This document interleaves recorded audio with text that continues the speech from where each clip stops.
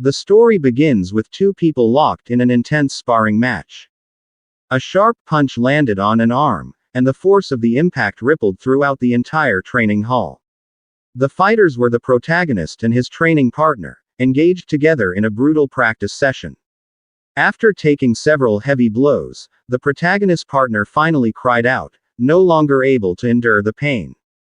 He admitted that the punches were far too strong and praised the terrifying power behind the protagonist's attacks. Calmly, the protagonist replied that he had achieved a breakthrough to the micro level just 2 days earlier. This led to a brief explanation of the 5 levels of martial arts mastery that existed in this world: basic, proficient, micro level, mastered, and perfect. Upon hearing this, his partner was devastated. He said that no other student in their class could come close to the protagonist anymore, while the protagonist was still prepared to continue training. Exhausted, the partner begged him to stop for now. In the end, he gave up and left, calling the protagonist a complete maniac who thought of nothing but training. As he exited, he said goodbye to Teacher Lee, who calmly reminded him to put on his clothes before leaving. Teacher Lee then approached the protagonist with a serious expression and asked why the 30,000 enrollment fee still had not been paid. The protagonist lowered his head and asked for more time, explaining his family's situation. Teacher Lee sighed and said there was nothing he could do. After practice, the protagonist was left alone and continued training by himself. His heart felt heavy as thoughts of the unpaid fee repeatedly surfaced in his mind. He remembered that his parents had died when he was only 3 years old. Since then, he had lived with his aunt and uncle, who had always supported his path as a martial artist. In a world filled with monsters, becoming a martial artist was an extremely profitable career. Because of this, the protagonist felt deeply distressed about being a burden on his family.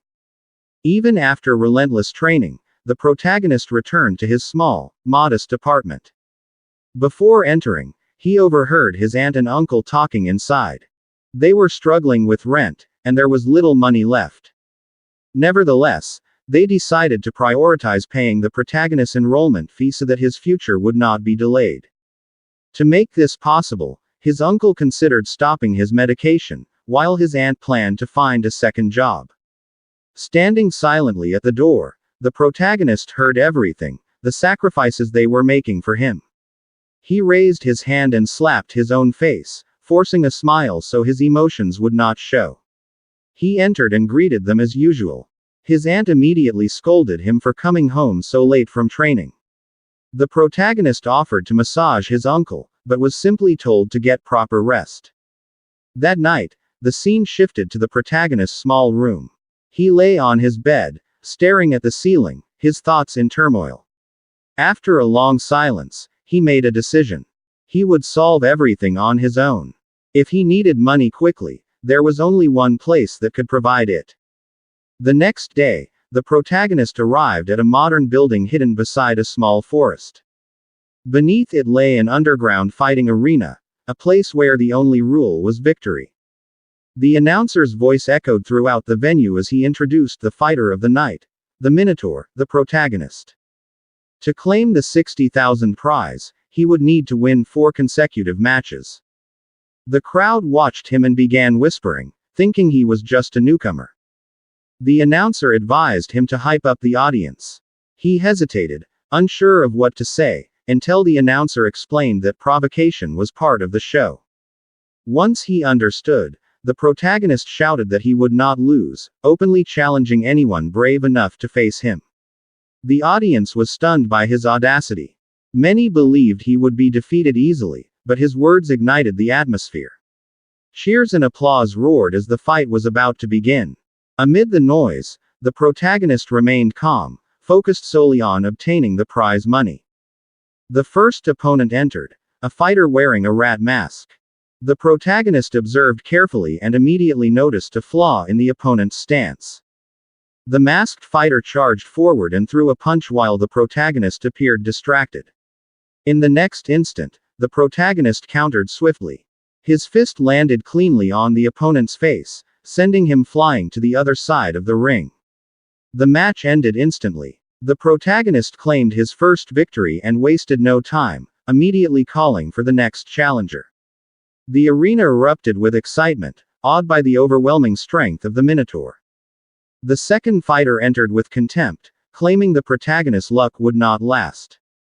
The protagonist gestured for him to attack, intending to test his own strength.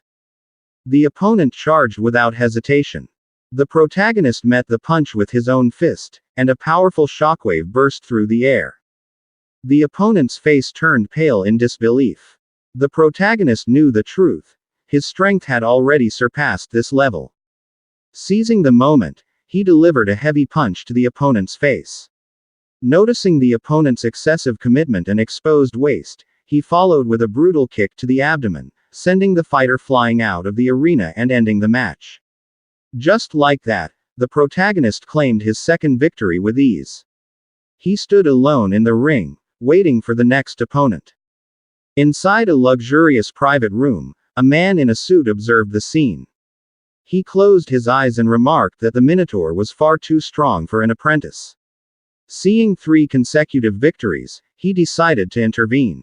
Quietly, he arranged the final registered match. At that moment, a masked fighter volunteered to enter the ring. The man gave a brief command, instructing him to conceal his true strength. Back in the arena, the protagonist maintained steady breathing. The previous fights had been effortless with his newly mastered fist technique, but he did not lower his guard. He knew that only one more victory stood between him and the 60,000 he desperately needed. Soon, the final opponent appeared. The crowd erupted when they recognized the challenger, the White Fox. The atmosphere shifted instantly. Whispers spread through the audience, calling him a quasi-martial artist, a level beyond ordinary fighters. For many, allowing such a match crossed the line. The protagonist understood the fight would not be easy, but retreat never crossed his mind. The White Fox approached with a faint smile, relaxed and confident. He told the protagonist not to worry, as he knew how to stop his punches. As both warriors took their positions, the announcer declared the final match. The bell rang, and they charged at each other. Without hesitation, the protagonist launched a full power punch. The White Fox met it head-on, blocking with his own fist. When their fists collided, the protagonist felt terrifying strength. His entire arm nearly trembled. He realized that the White Fox was not merely a quasi-martial artist. He had deliberately been suppressing his true power. The White Fox stared intently and took a deep breath. In the next moment, he unleashed the Thunder Fist, striking the protagonist directly. The impact was violent, and the shockwave surged through the protagonist's entire body. For the first time, he experienced the terrifying force of a true martial artist. In the audience, some recognized the technique and shook their heads, knowing the Minotaur stood no chance. The White Fox continued his assault, unleashing relentless punches while urging the protagonist to reveal his true strength. The protagonist could only defend himself. He knew that if this continued, defeat was inevitable. He searched for an opening, but the White Fox gave none. In a brief lapse in defense, a punch struck the protagonist's face. He was sent crashing to the ground, his vision blurred and his body unresponsive.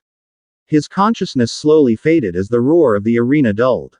The White Fox stepped forward, placing his foot on the protagonist's mask, coldly stating that the prize would not be his. He offered a deal. Join them, and he would get the money. The protagonist refused immediately. The White Fox's expression darkened as he warned that refusal came at a cost. Lying on the floor, the protagonist questioned their dignity as martial artists. Those words shattered the White Fox's last shred of patience. There was no reason to continue talking, so he decided to end it. He declared that he would cripple the protagonist so he would never fight again. As he prepared a powerful kick, the threat echoed in the protagonist's mind, along with memories of his dream and his family's sacrifices. At that moment, the White Fox charged with the finishing kick. At the last second, the protagonist moved and narrowly avoided the attack. The White Fox was shocked. Despite the brutal punishment, the protagonist stood up once more, surrounded by a blazing aura. As he slowly walked forward, he repeated that he would not fall here. The white fox was stunned. Despite everything, the protagonist was still standing. The protagonist thought of his family and all the sacrifices they had made for him. He knew he could not accept a future where he failed. Suddenly, a strange screen appeared before him, asking what he was willing to sacrifice for his faith and family. With a fierce roar, he answered without hesitation that he would sacrifice everything. A terrifying aura erupted from his body and spread violently. The screen asked again if he was prepared to pay the price. The protagonist shouted, "Yes." In the next instant, reality shattered, and he was transported to a strange, digital-like space. Before he could fully grasp what was happening, a massive shadow appeared before him. Moments later, a golden being emerged, radiating an oppressive presence. The being said it would grant him a chance. It slowly faded away, and a thread of golden light enveloped the protagonist. A golden system screen appeared, displaying his attributes, vitality, spirit, and martial skills. He touched the screen and selected the first mission option, a beginner tutorial, defeat the white fox and improve his martial arts. Before he could react, a clone identical to him appeared and immediately attacked. The protagonist relied on instinct to evade the punch. He noticed the clone was using the Vajra fist perfectly, exactly as described in the manual. He recognized it as a perfect instructor and knew he could not waste this opportunity. He charged forward and exchanged blows with the clone.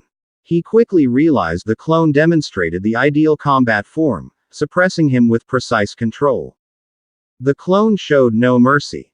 A full power punch struck the protagonist's abdomen, forcing him back with immense force. As he steadied himself, he noticed something strange. His own fist technique was improving at an astonishing rate. A faint smile appeared on his face. He realized this place allowed rapid growth of his abilities. Without hesitation, he charged again, unleashing a barrage of punches in continued intense training. With every collision, his mastery of the Vajra fist increased. He switched to the void step, and its proficiency rose rapidly as well. In a very short time, he nearly reached the limits of his skills. Floating light palm was the first to break through to the micro level, followed by void step. In a decisive exchange, the Vajra fist advanced to the master level. The training ended, and the clone dissolved into fragments of light, leaving the protagonist exhausted and heavy. The system screen appeared again, congratulating him and asking if he wished to return to reality. He agreed. In the blink of an eye, he was back in the underground arena, standing directly before the white fox. Enraged, the white fox charged and unleashed all his power, launching the Thunder Rush fist to end the fight with a single blow.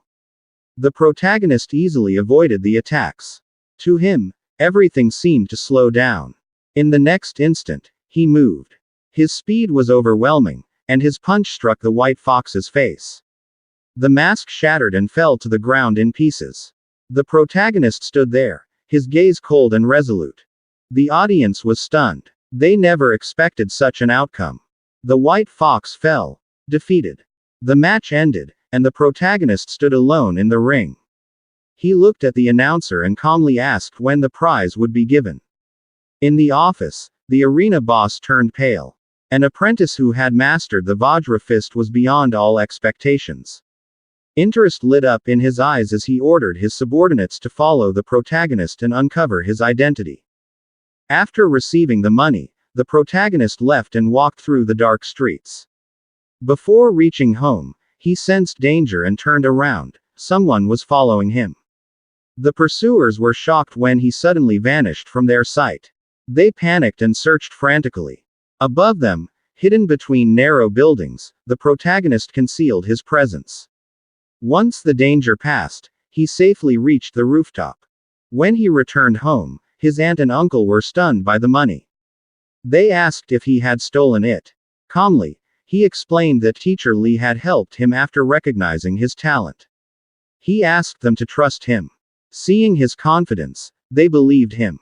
Their faces filled with joy as they spoke about his future.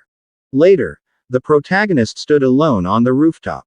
He felt relief. The family's financial burden had been resolved. He thanked the system, but noticed something strange. Only his martial skills had changed. A notification appeared explaining that he could use martial value to enhance attributes. Without hesitation, he allocated the points to vitality. His vitality surged as power flowed through his body, surrounding him with a violent aura. Upon checking his status, he had reached the level of a quasi-martial artist. He continued increasing vitality. His wounds vanished and his strength soared. Overflowing with energy, the protagonist leapt across rooftops to test his enhanced body. He decided to verify his strength and went to the school. At the training field, he saw the combat testing machine. Standing before it, he chose to use only 70% of his strength. He launched a punch. It struck the machine, shattered the metal, and completely destroyed it. The protagonist froze, wondering if he would have to pay for the damage. The noise attracted attention, so he quickly left. Moments later, an elderly man in pajamas arrived and flew into a rage at the destroyed machine. He immediately assumed Chen Shan or Li Tu was responsible and vowed to teach the culprit a lesson at the start of class. The next day, all the students gathered in the gymnasium.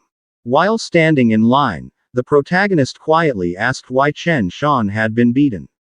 His friend whispered back that Chen Shan was said to be the one who had destroyed the tester outside the drill ground last night.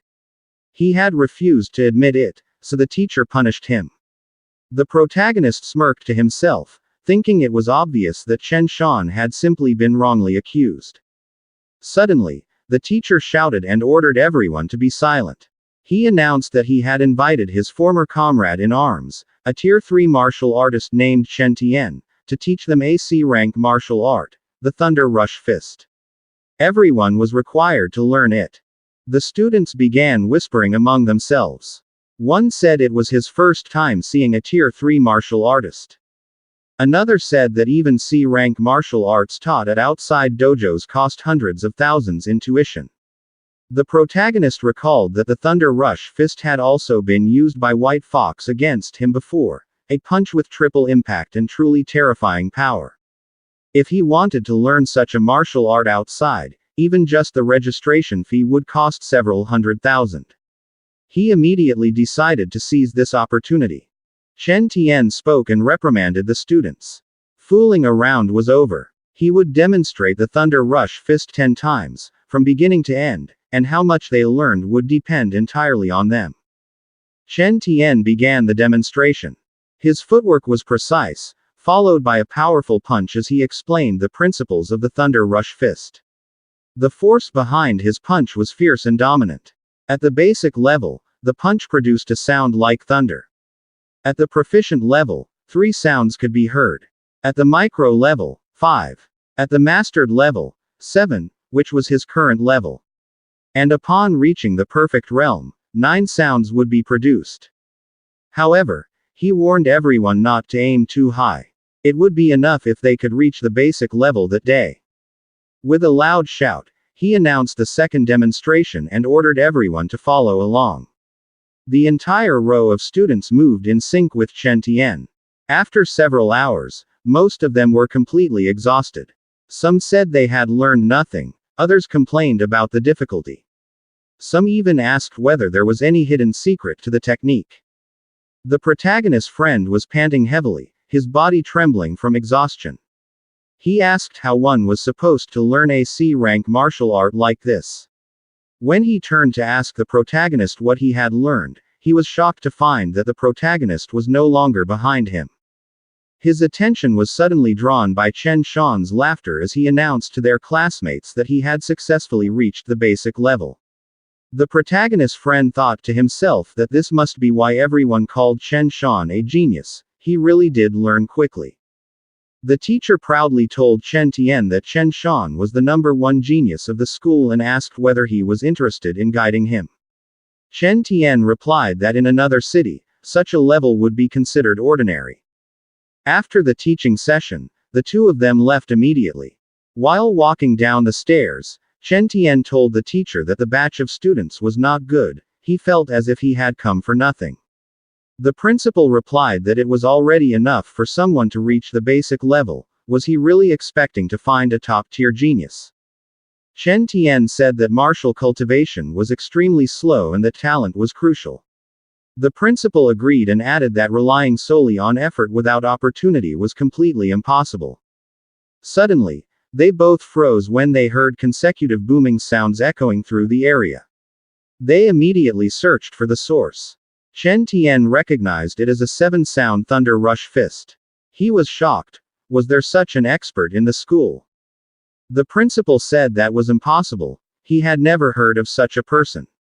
But when he saw the uniform, he realized it was a student. Chen Tian cried out in disbelief. He had only taught for half a day, and a student had already reached the master level. The protagonist performed the thunder rush fist again. This time, 9 sounds echoed out.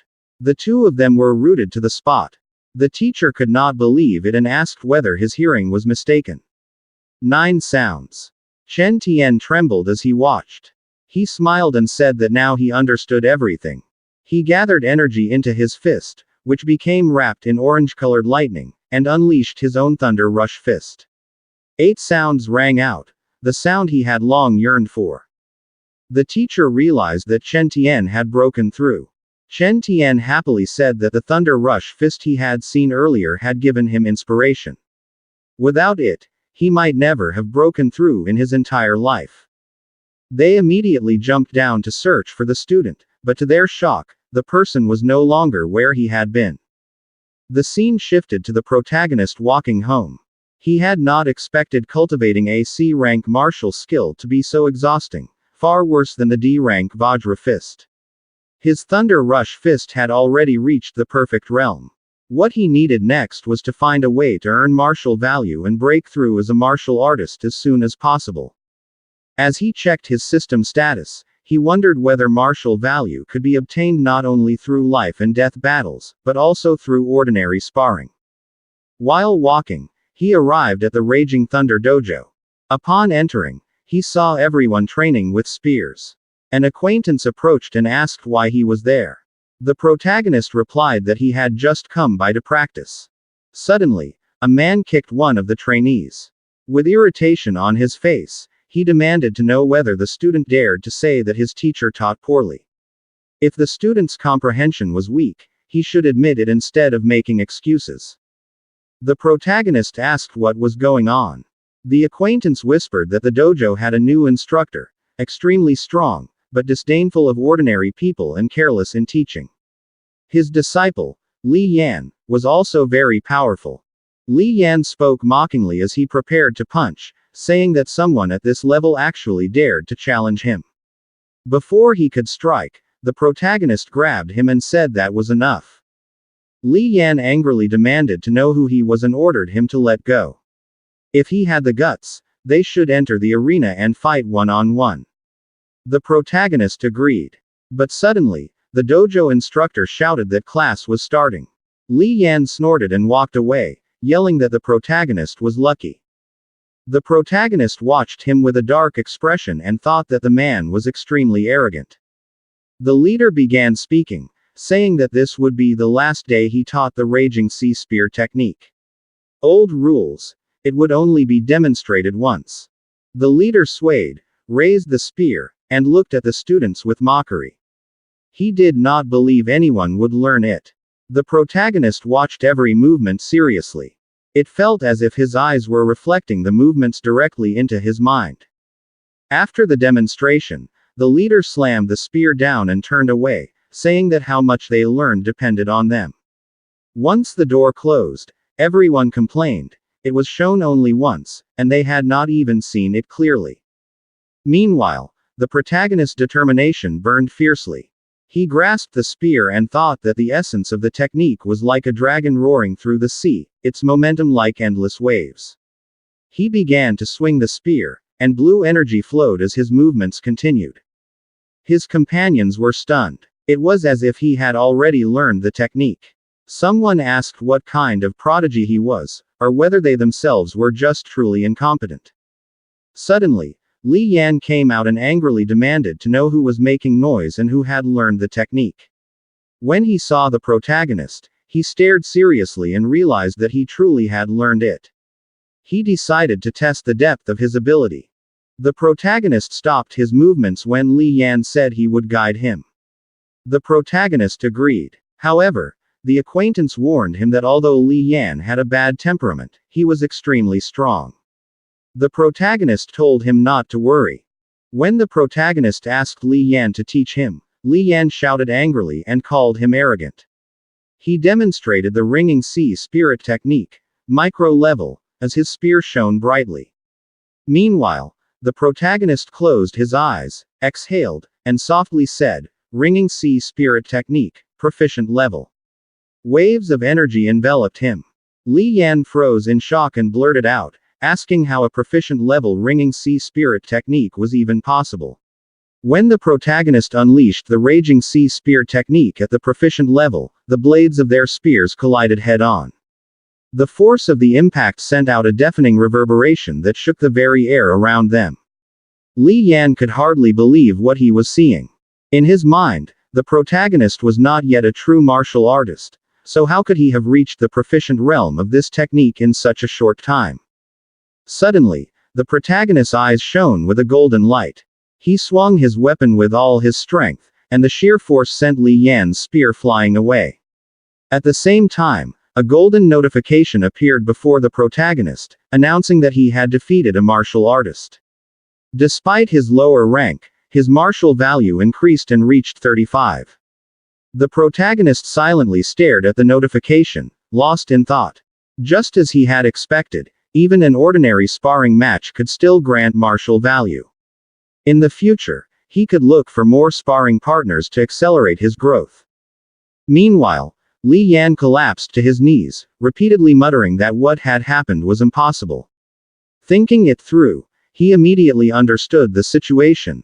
The raging sea spear technique had already reached the proficient realm. This realization filled him with extreme frustration. He himself had endured years of hardship and relentless training just to reach that level.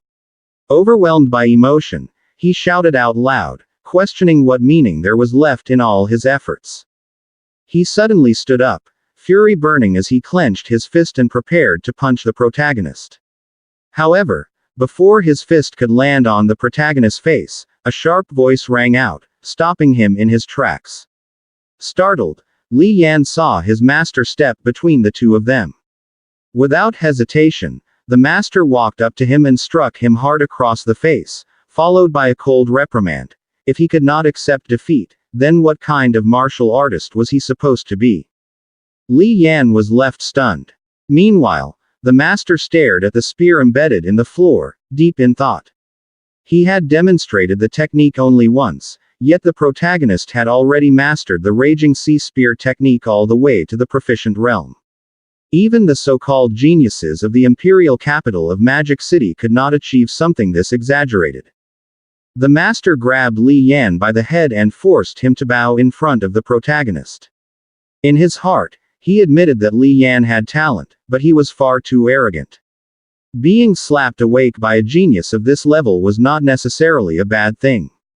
Turning to the protagonist, the master admitted that it was his own fault for not disciplining Li Yan strictly enough and apologized for what had happened. The protagonist was confused by the master's sudden change in attitude.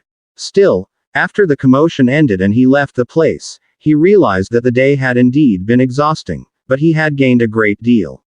Not only had he learned the Thunder Rush Fist and the Raging Sea Spear technique, but he had also earned martial value. As he walked home, he checked his status screen and thought about how to allocate the 35 martial value he had obtained. He remembered that there were only a few days left before the school exam. Wealthy students had already prepared high-end alloy weapons. He, too, needed to prepare his own weapon as soon as possible. In his opinion, he felt most comfortable using a long spear, and it would likely become his main weapon from now on. He needed to buy an alloy long spear.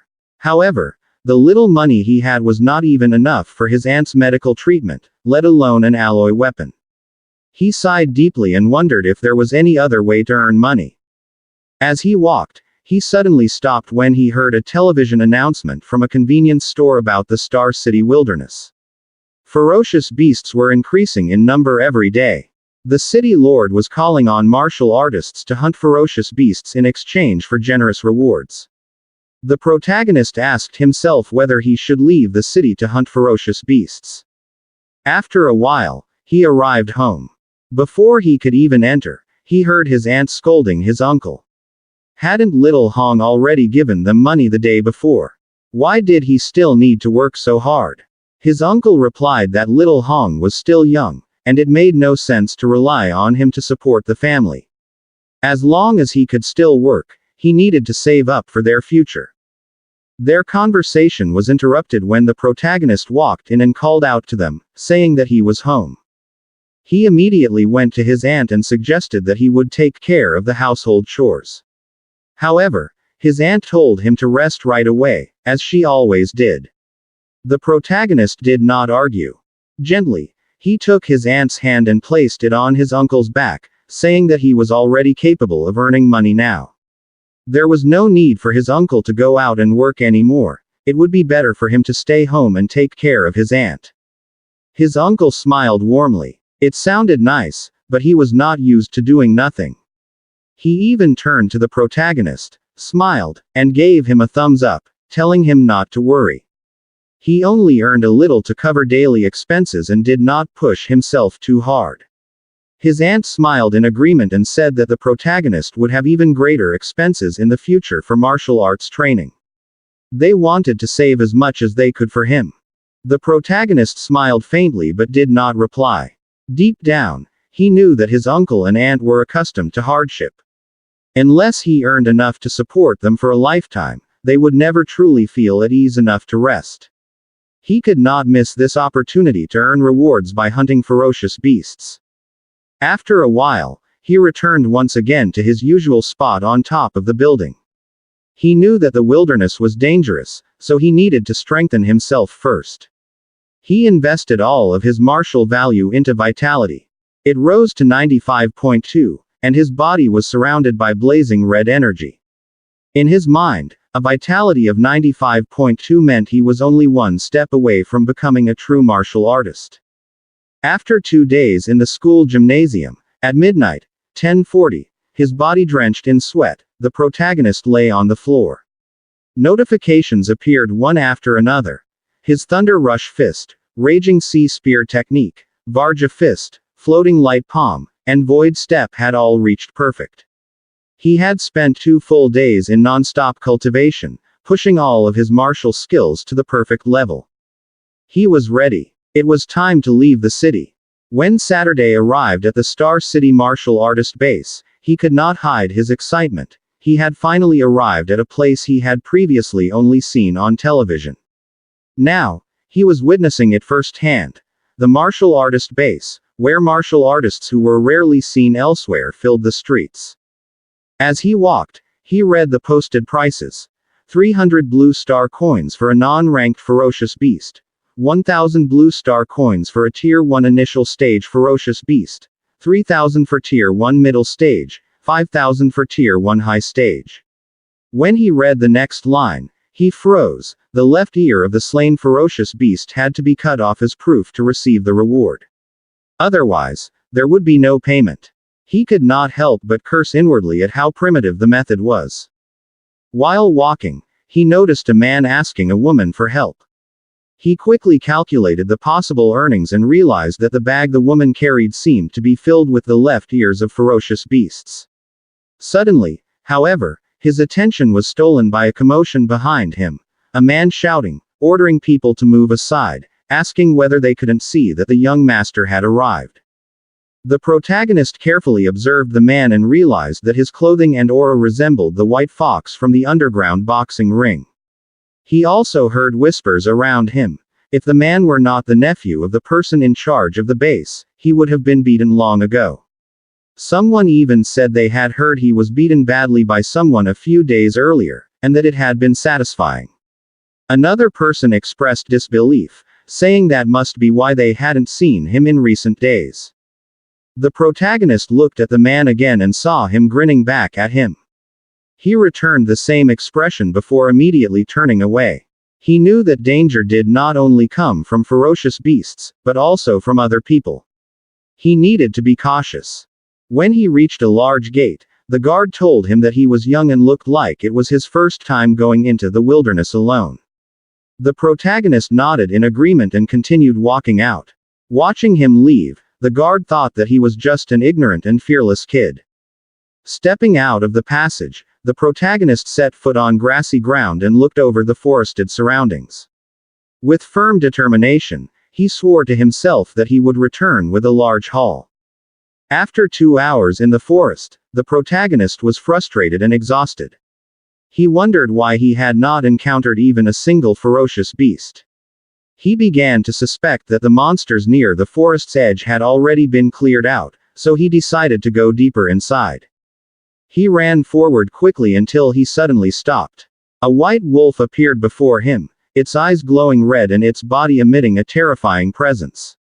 The protagonist was not afraid. He immediately realized that this was likely the Tier 1 initial stage ferocious beast described in the books, the Nethermoon wolf. It was also his first time seeing such a creature alive. The wolf let out a loud howl and suddenly lunged forward. It leapt into the air, jumping even higher than him, fully prepared to attack. The Nethermoon wolf suddenly unleashed a terrifying and extremely powerful claw strike toward the protagonist. Its movement was fast and savage, as if it could tear the air apart in an instant. However, the protagonist avoided it immediately. He slightly bent his body, shifted to the side, and at that very moment rapidly gathered energy into his fist.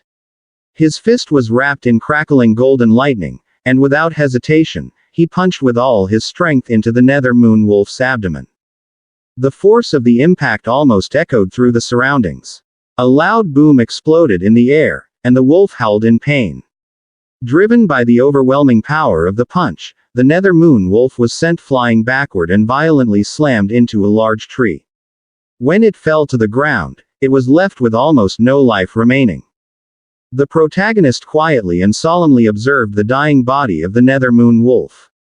The lightning had not yet completely dissipated. The golden lightning still lingered around his hands, flickering slowly. He smiled as he stared at his slightly trembling hand. At that moment, he realized what it truly felt like to fight monsters, more thrilling, more addictive, and more exciting than he had imagined. It was now clear in his mind that he could kill a Tier 1 initial stage ferocious beast in a single move. Because of this, he could not help but wonder whether he would be able to face a Tier 1 middle stage ferocious beast. While he was lost in thought, he suddenly felt the presence of watching eyes behind him. Only moments passed before a Tier 1 middle stage ferocious beast appeared, a gigantic raging black bear. Its eyes glowed red as it roared loudly, displaying its ferocity and preparing to attack. However, only a short moment later, an extremely loud sound echoed through the area. This was followed by the violent collapse of the massive black bear onto the ground. It lost its life before the battle could even properly begin. The protagonist realized that with his current strength, as long as he did not challenge a Tier 2 ferocious beast, he would not be in serious danger. He quietly observed the body of the raging black bear he had defeated using only a single lightning-wreathed punch. To claim the 3,000 currency reward, he took the bear's ear. At that moment, a notification appeared, a reminder that his accumulated martial value was sufficient for him to enter and break through as a martial artist, urging him to upgrade as soon as possible. The protagonist was delighted. At last, he could break through and become a true martial artist. However, before his emotions could fully settle, he suddenly sensed an extremely powerful and frightening aura. He immediately turned his head, and a question arose in his mind: what kind of ferocious beast was that? He immediately stood up and ran, wanting to discover the source of the aura he had sensed.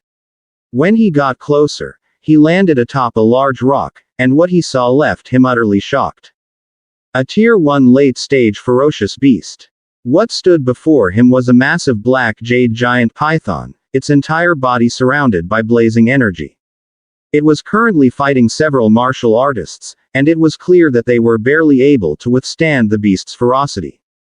With every attack from the gigantic snake, the martial artists were nearly knocked off the large rock, and two of those near the protagonist's position were violently slammed aside, almost shattering what they struck. The protagonist immediately grew alarmed when he noticed that he was about to become the beast's next target. Without hesitation, he moved at once. When the giant snake attacked, he leapt upward quickly. But before he could fully land, the black jade giant python violently swung its tail to launch another attack. The beast's movement was so fast that he could barely avoid it. With no other choice, he blocked the attack with his hands wrapped in golden energy. The force of the blow sent him flying backward, and he coughed up blood. He fell near the corpse of a martial artist who had been killed by the beast. That person's spear was stuck right in front of him. He slowly wiped the blood from his mouth, then grabbed the spear. Before pulling it out, he softly apologized to its owner, saying that he would borrow it for a moment. With full confidence, the protagonist faced the gigantic snake while holding the spear and prepared to fight it head-on. The black jade giant python moved again. It opened its mouth wide and charged straight at the protagonist, slamming its head into the ground with tremendous force. The protagonist managed to evade while quickly widening the distance. In his mind, he knew that it usually took the cooperation of several martial artists to kill a Tier 1 late-stage ferocious beast. However, his martial skills had been refined to perfection. He could kill a Tier 1 middle-stage ferocious beast like the raging black bear on his own. Even so, the black jade giant python was different. The protagonist retreated, braced himself with his foot, and kicked off a tree to leap high into the air. He used Void Step, Perfect, to gain sufficient height. While still in midair, he immediately activated the Raging Sea Spear technique, Perfect. The spear was wrapped in surging blue energy before he hurled it with all his strength. The spear struck directly and pierced through the body of the giant snake. It let out a scream of pain.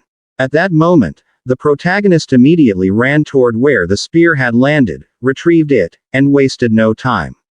He gathered blue energy once more, took a brief breath, and hurled the spear again with tremendous force. Once again, it pierced through the snake's body. However, the protagonist realized that the beast's body and defenses were far too massive. The difference in their sizes was simply too great, making it difficult to bring it down in a single blow. He would need to weaken it first before looking for an opportunity to deliver a fatal strike. Before he could fully retrieve his spear, the giant snake attacked again. It swung its massive tail, nearly hitting him. However, the protagonist used Thunder Rush Fist, Perfect, and punched the beast's body with all his strength before quickly retreating to retrieve the spear once more. While nearly gasping for breath, he watched the trembling body of the black jade giant python. He knew it was approaching its limit. Just a few more moves, and the battle would be over. He prepared himself again and aimed his spear. But suddenly, he sensed a presence behind him. He slightly turned his head and asked himself who it could be. Above him was a martial artist ready to attack, his fist wrapped in red energy. Unable to avoid it, he blocked with his arm. The force of the punch sent him flying backward. He forcibly stood up, his body trembling as he coughed up blood. As the group slowly approached, he asked who they were. The man in the center, the leader of the group, Master Yi, spoke. With a cold and heavy aura, Master Yi said that they had met again, and he demanded that the black jade giant python be handed over to him. While the protagonist was kneeling in front of the group, Master Yi looked at him with a hint of mockery. A faint smile appeared on his lips as he recalled the moment he saw the young man leave the city alone. In his mind, he was certain that the boy would die outside the walls due to the dangers waiting there. However, upon seeing him again, his mocking smile widened even more. He told the protagonist that he did not expect his luck to be this good, because not only did he survive, but he also encountered a wounded black jade giant python. As Master Yi spoke, his gaze shifted to the massive serpent, which was weakened and covered in wounds, with a marked sign pointing at it that indicated it was close to death. The protagonist looked up with shock evident on his face, sweat visible on his skin. He wondered if Master Yi's group had just arrived, judging by how he spoke about what the protagonist had obtained. In his mind, he quickly calculated the situation while looking at the 5 men surrounding him. Anxiety and seriousness could be seen in his eyes because he knew they were all martial artists. He understood that he was at a disadvantage due to their numbers and that he could not fight them head-on in his current condition. Suddenly, a large man wearing a mask charged forward and threw a punch while shouting angrily. He ordered the protagonist to leave, saying that his master, young Master Yi, wanted the giant serpent, and that the protagonist should leave as soon as possible. The protagonist lowered his head, trembling with anger. Intense hatred and determination were visible on his face despite the oppression he was facing. He suddenly stood up and released intense energy from his right hand, wrapping his fist in red and white lightning-like power. His eyes were burning with rage as he stared directly at his enemies. With courage, he said that his earlier defeat was only caused by a treacherous attack and asked them if they truly believed he could not defeat them. The protagonist unleashed a blazing punch with full force, striking the giant man's arm directly, resulting in a powerful impact surrounded by light and energy. The masked man was shocked, sweating heavily and unable to believe the terrifying strength possessed by the protagonist, which he had never expected from someone he considered weak. Due to the force of the attack, the large man lost his balance, and when the protagonist launched another punch, he was knocked flat onto the ground. His mask flew off, along with several teeth from his mouth. The protagonist remained serious and unwavering as he looked at his fallen opponent, while young Master Yi's group stood at a distance, watching their companion lying on the ground. Young Master Yi smiled with cunning as he observed the scene. In his mind, he acknowledged the protagonist as Minotaur, because of the powerful Vajra fist he had displayed. The protagonist showed confusion and unease on his face as he recalled a figure, a man wearing a white suit and a fox mask. A question formed in his mind as to whether this was the white fox he had previously fought. Young Master Yi then spoke with resentment and anger, stating that in front of so many people, the young man had brought him great humiliation, and that this was the first time anyone had ever done so. After that, he ordered his subordinates to kill the protagonist. They immediately obeyed and rushed toward him. Before he could be caught, the protagonist quickly grabbed his spear and ran into the forest. Those chasing him were left staring ahead with serious expressions, while someone shouted at them again to continue the pursuit. The group reached the forest, where their target seemed to disappear from sight. A man wearing a black mask and red jacket stopped while holding his massive sword. His expression showed irritation and confusion as he looked around and asked where their target had gone. Behind him were his companions, also serious and prepared for danger. One of them warned everyone to be cautious because the dense trees ahead made ambushes easy in such a place. While observing the surroundings, the masked man appeared to lose patience. Arrogance and disbelief were visible in his eyes as he questioned his companions about why they were afraid of just one person despite their numbers. However, at that very moment, he failed to notice that the protagonist had already appeared behind him. With glowing blue eyes, the protagonist moved swiftly like lightning, leaving only a streak of blue light in the air. A glance from his eyes revealed intense focus and a deadly gaze as he watched his victim. In an instant, the masked man collapsed to the ground, his face bloodied and unconscious. His companions were left stunned and overwhelmed by fear as they witnessed how quickly their comrade was defeated. Young Master Yi showed extreme shock and sweating as he wondered how their enemy could be so fast. Young Master Yi's subordinates could not believe what they were seeing. One of them shouted in fear and shock, stating that the technique used was the 9 Echoes Thunder Rush Fist. According to him, even Tier 3 martial artists could not train this technique to a perfect level. Due to the intense pressure and fear, Master Yi lost control of his emotions. Trembling, he angrily shouted for his subordinate to be quiet. He could not accept what was happening and repeatedly questioned how their enemy possessed both the perfect Vajra Fist and the perfect Thunder Rush Fist. His face was filled with despair as he realized the huge gap in strength between them and the young man they were pursuing. While the remaining subordinates were in chaos, the protagonist silently observed from atop a tree branch, holding his spear. He seriously considered his next move. He realized that if he had not exhausted his strength fighting a giant python earlier, he could have faced and crushed them directly. However, in his current state, he needed to be strategic and find opportunities to defeat them one by one. The protagonist moved again with incredible speed and power. He forcefully threw his spear into the ground, drawing all of his enemies' attention to that spot. Immediately after, the protagonist appeared in front of one enemy, his eyes glowing blue.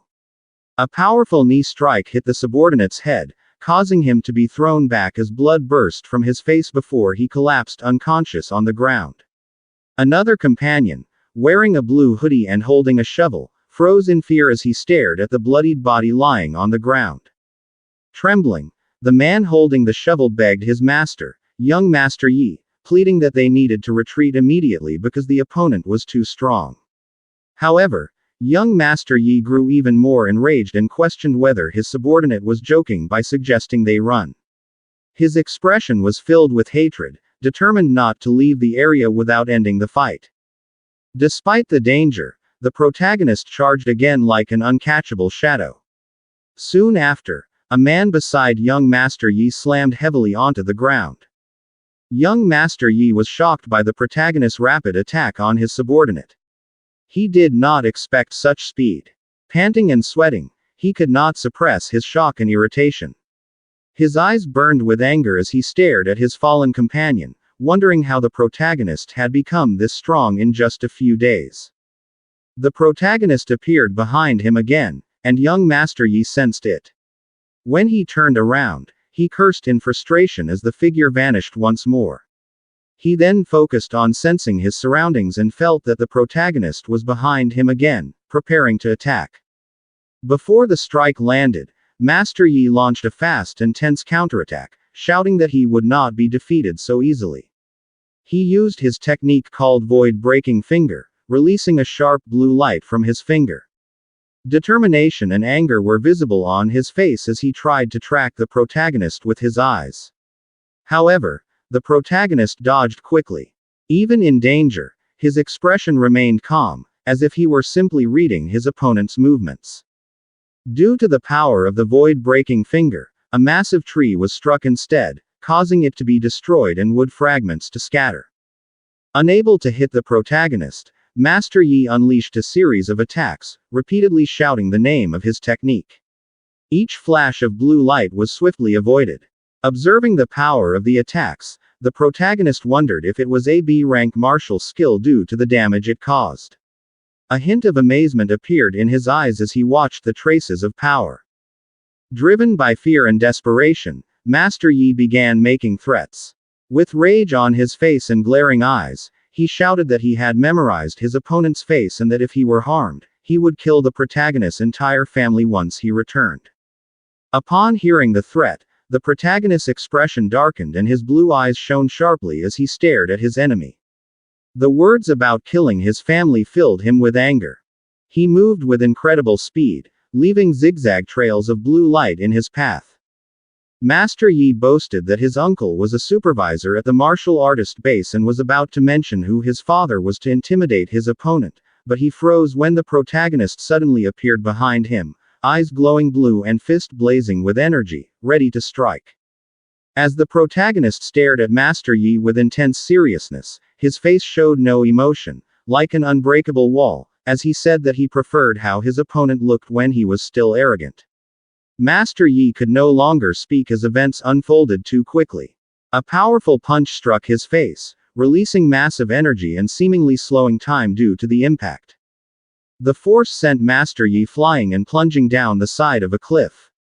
His body crashed onto the ground below, creating a large explosion of dust among rocks and grass.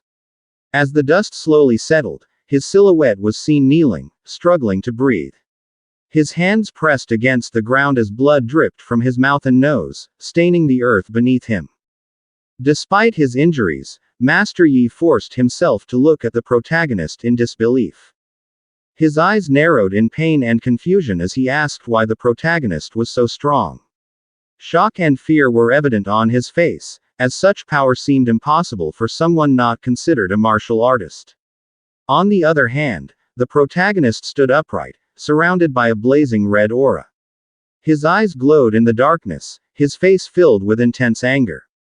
He firmly warned Master Yi that he should never have used his family as a threat. While kneeling, Master Yi shouted a question, asking what the protagonist truly was. However, behind him, he failed to notice the giant serpent preparing to attack. When he sensed it and turned around, it was already too late. A powerful strike from the python's massive tail killed him instantly. The giant serpent then let out a loud roar in front of the protagonist. Standing before the danger, the protagonist held his spear and faced the giant serpent bravely.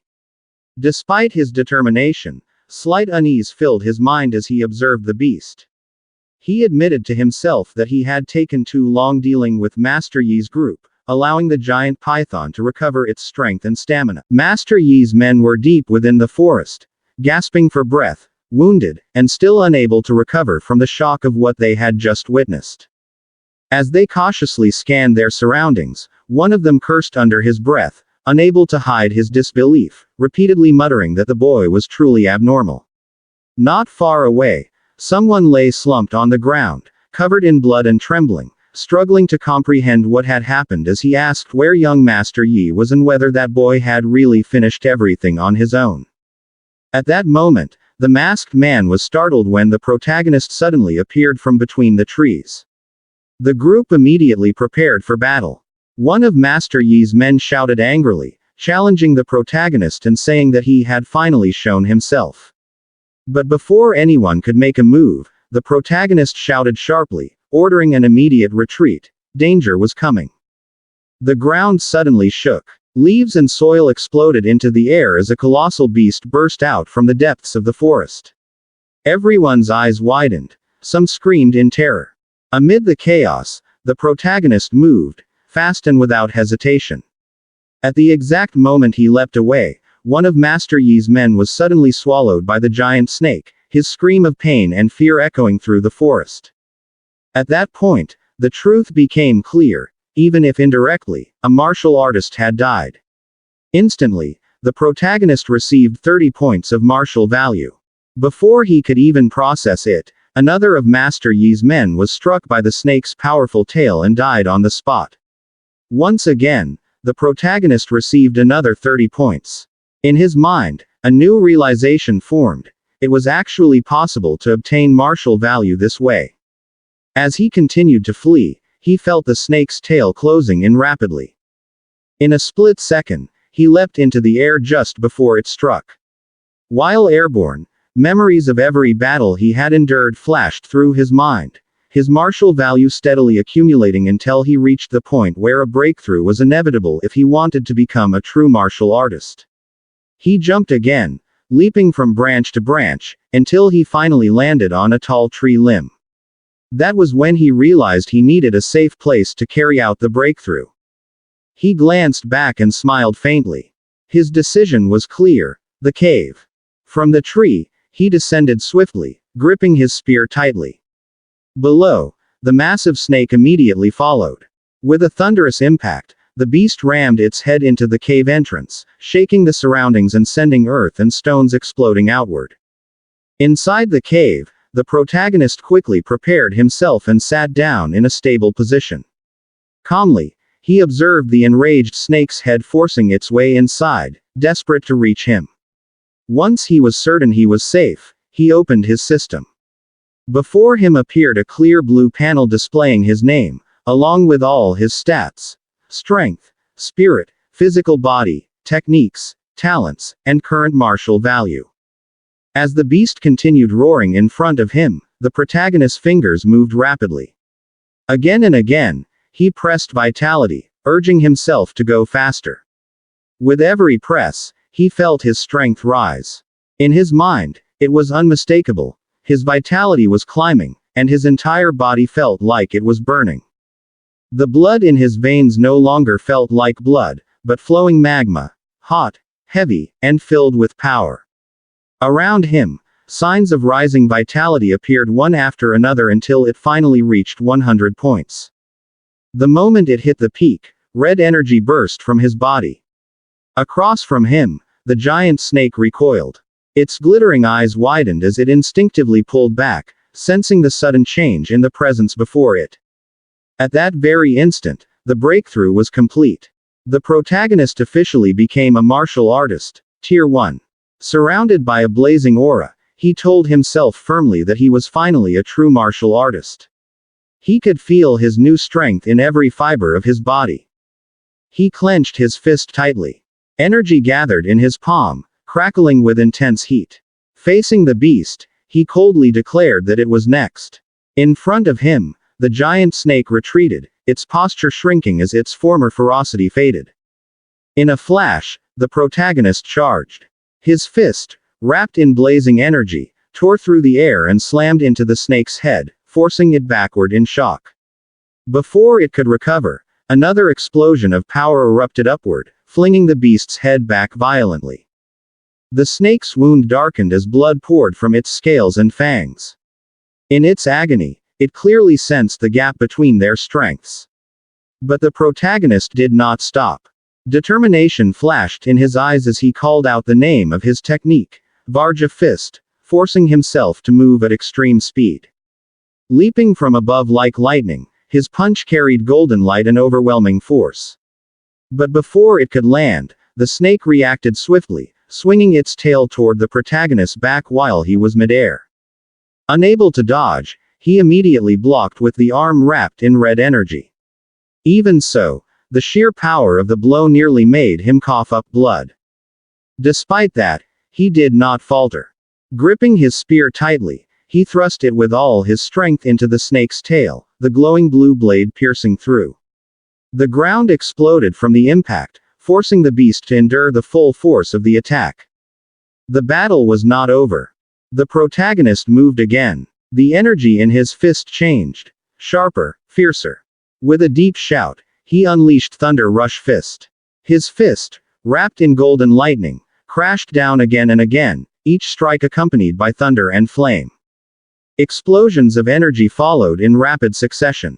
The snake's body collapsed and was driven into the ground, its scales shattering apart. The beast's final scream echoed before it finally gave way, dust swallowing the surroundings. When the dust settled, the protagonist stood atop the shattered head of the giant snake. Calmly, he observed his fallen enemy as energy flickered in his hand. In his mind, his assessment was clear: even heavily injured, he could now face it head-on. At the same time, signs of his reward appeared. His martial value rose once more, another step forward on his path of ascent. After the fierce battle, the protagonist quietly sat atop the enormous corpse of the snake. Holding his knife, he scanned the surroundings. He recalled that during this time, ferocious beasts were required to have their ears cut off for exchange into money. But when he looked at the snake's body, he frowned slightly. He knew this type of beast had no ears. In the end, he sighed and decided not to waste time. Leaving the area quickly was more important. From above, one could see him walking alone out of the ravine. His small figure was gradually swallowed by the vast forest. When he reached a more open area, he stopped. Lying on the ground ahead was the body of young Master Yi, lifeless. He stood there silently, looking down. There was no emotion on his face, only cold resolve in his eyes. In his mind, the verdict was clear: given the circumstances, this fate was still too light for him. He knelt and began searching the body, rummaging through its belongings while thinking about what kind of high-level martial technique had been used against him earlier. After a while, he retrieved a small book. When he read the title, his expression changed slightly. It was a technique called Void Breaking Finger. The scene shifted. Night fell. In the depths of a silent valley, a cave glowed faintly from within. Drawing closer, flames could be seen burning at its center, illuminating the cold stone walls. Inside, the protagonist sat cross-legged, his spear resting beside him, the book open in front of him. In his mind, The assessment was clear. He had already mastered the entire introductory cultivation method of void-breaking finger. The next step was to use the system to fully grasp it quickly. As he meditated quietly, the surroundings suddenly changed. The firelight vanished, replaced by a strange blue space. Before him, a figure slowly began to form. He called out loudly for it to reveal itself. Moments later, the familiar yet mysterious figure fully appeared. In an instant, it attacked with void-breaking finger. He narrowly avoided it, but a small wound still appeared on his cheek. What followed was a fast and brutal exchange. Explosions of energy echoed repeatedly as the technique's proficiency rose steadily, from low percentages toward higher stages. But along with the surge of power came a sudden blow to his head. He staggered back, coughing violently, feeling the overwhelming pressure of the technique. In his mind, he admitted clearly, as expected of AB rank martial skill, even at the basic realm, it was enough to nearly crush his body. Even so, he was not afraid. Instead, he calmly told himself that he needed to find a real monster to test its full power. 3 days later, in the forest, a massive bear charged at him, its eyes blood red as it roared. The protagonist did not retreat.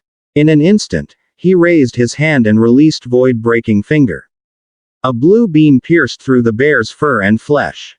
The force sent the beast reeling as blood sprayed and its body slowly collapsed. After the battle, the protagonist stood quietly. Energy flickered at his fingertip. Satisfaction and confidence were visible on his face. He told himself clearly, he had reached the perfect level of the technique.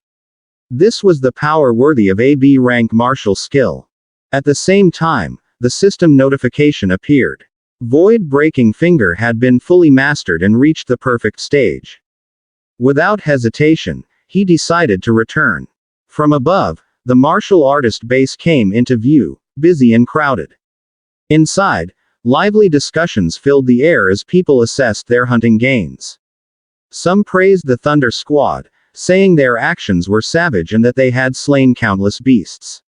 When the amount, 230,000, was mentioned, many gasped in shock, recognizing it as enough to live comfortably for a long time. But suddenly, everyone's attention shifted. Not far away, a spot was surrounded by a massive crowd. Whispers spread. Apparently not a single non-ranked ferocious beast had been killed. Instead, everything brought back was Tier 1 ferocious beasts. The shock only deepened when it was revealed that several were even at the high stage. At the counter, the protagonist stood quietly, spear in hand. His gains were counted one by one. 72 Tier 1 initial stage, 83 middle stage, and 17 high stage. When the total value, 406,000 blue star coins, was announced, nearly everyone's eyes widened as the chatter intensified. Amid the noise, the protagonist frowned slightly. In his mind, he admitted he may have gone too far and drawn too much attention. If he had known, he would have held back a little. Before long, the atmosphere in the base changed abruptly. From above, commotion was visible as martial artists moved rapidly. A loud shout rang out. Was the base under attack? Someone responded that it was impossible, as many high-level martial artists were stationed there. In the midst of the tension, a man gripped a broken wall tightly. Rings on his fingers gleamed as he angrily ordered the base to be sealed. No one was to escape. He was the one in charge, Yi Qi, Yi Feng's uncle. His subordinates immediately complied. Moments later, a bespectacled man approached, visibly anxious as he asked what had happened. That was when Yi Qi's fury finally exploded. His voice trembled as he shouted that Yi Feng was dead, along with the 4 martial artists who had accompanied him. The crowd exchanged looks. Some couldn't believe it. Others whispered among themselves. Someone said, "Well done killing him. Who hasn't been robbed by Yi Feng?" Others spoke coldly, saying that if the killer had hidden their identity better, they could have lived quietly. Some even openly declared that the scourge was finally dead. Yi Qi ignored all of it. He firmly ordered that no one be allowed to leave. He explained that AB rank martial skill had been used, and since Yifeng's body was missing, everyone had to be investigated. Among the crowd, the protagonist stood quietly, spear in hand. His face was calm. In his mind, the calculation was clear. Based on the corpses, the giant snake had definitely killed them. And this time, fate seemed to be on his side. As the space around him gradually tightened, he noticed people approaching. He thought briefly but showed no sign of panic, standing straight and steady. After a while, Yi Chi stepped forward. The crowd scattered instantly, leaving the two facing each other in the center. Yi Chi's presence was heavy, his gaze cold. He addressed the protagonist as a younger brother, saying he had heard the news and praised his achievements. Killing ferocious beasts worth over 400,000 was proof of remarkable ability. Yi Chi's secretary spoke up, confusion clearly written across his face. From his perspective, the young man standing before them was no more than a Tier 1 initial stage martial artist. And yet, that same youth had supposedly slaughtered an absurd number of ferocious beasts. It made no sense. Nothing about it aligned with logic or experience. As the silence stretched on, suspicion slowly took root. A possibility formed in his mind. What if the boy had simply picked up young Master Yi's backpack? That would explain everything. Resources far beyond his level, strength that didn't match his cultivation. With that thought, the secretary made his decision. Search him. Two subordinates stepped forward immediately. Flames flickered to life in their palms, radiating scorching heat and lethal intent. Their voices were cold as they warned him not to resist. Otherwise, they wouldn't be gentle. But before they could even get close, a sharp flash of light cut through the air. The tip of a spear stopped inches from one man's eye. He stumbled back in shock, his face drained of color. A chill ran straight down his spine. He hadn't seen the spear move. No wind up. No motion. Only the result. Then the young man spoke. His voice was calm and steady. No fear, no hesitation. He introduced himself as a student of Star City No. 1 High School, then asked plainly whether they truly intended to search him, knowing where he came from. Yi Chi fell silent. The principal of Star City No. 1 High was infamous for fiercely protecting his students. Crossing that line would invite serious consequences. Yet at the same time, this boy was undeniably suspicious. If he truly had killed that many ferocious beasts, then he was a rare genius. And offending someone like that would bring far greater losses than gains. In the end, Yi Chi raised his hand and stopped his men. Stepping forward, his expression grim and his voice heavy with anger, he explained the situation. His nephew had been attacked. And worse, their family's martial arts technique had been stolen. No matter what, the culprit had to be found. He hoped the young man would cooperate. The response came quietly but firmly. The boy hoped he wouldn't be accused without evidence. As compensation for the search, Yi Chi offered 10,000. Without hesitation, the boy countered. 30,000. Inside, he remained completely calm. Yi Feng had died at the jaws of a giant python. And as long as the martial arts technique wasn't found, there was nothing linking the crime back to him. After a brief pause, Yi Chi agreed. They searched him thoroughly. Every item, every corner. Time passed. Nothing. Yi Chi ordered the payment delivered and allowed him to leave. As he walked away, the boy let out a quiet breath of relief. Thankfully, all traces had been cleaned. Otherwise, today would have ended very differently. Still, the investigation wasn't over. Yi Chi ordered his men to continue searching the area. Until all suspicion was cleared, no one was allowed to leave. Meanwhile, the boy planned his next steps. First, he needed to clean himself, wash away the blood and dust, change clothes. Then, he would head to the Martial Artist Association for assessment and registration. He needed a guidance technique, and he needed it fast. But he couldn't afford to waste time. He headed to the martial artist base subordinate hotel. Inside his room, he checked his condition, and the system panel appeared before his eyes. Martial value. 534. He froze. He hadn't realized it had accumulated to this level. Over the past few days, he had focused entirely on perfecting void-breaking finger and hunting ferocious beasts non-stop. He hadn't even checked his martial value until now. His stats appeared. Name: Su Hong. Vitality: 103. Spirit: 23. Physique: mortal body 6%. All of his martial techniques: void-breaking finger, raging sea spear technique, thunder rush fist, vajra fist, floating light palm, and void step, were at perfect level. The system standards were clear. Tier 1 initial stage required 100 vitality. Tier 1 middle stage required 200.